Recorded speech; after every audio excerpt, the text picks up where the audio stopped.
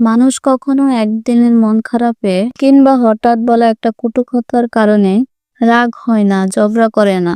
এগুলো একদিনে তৈরি হয় না। দিনের পর দিন ছোট ছোট কষ্ট, অবহেলা, অপমান, কটু কথা, উপেক্ষা সবই ধীরে ধীরে জমা হতে থাকে।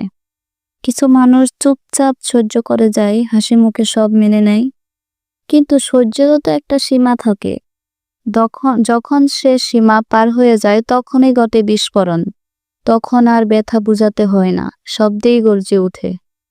তখন মানুষ আর কিছু ভাবার আগেই বলে ফেলে সবকিছু। সে হয়তো চুপ থেকেছে সম্পর্কটা টিকিয়ে রাখতে, কিন্তু একদিন হঠাৎ সে চিৎকার করে কাঁদতে কাঁদতে বলে ফেলে, আমি কি মানুষ না? আমারও তো অনুভূতি আছে। লোকে তখন ভাবে এই একটা কথায় এত রাগ কেন?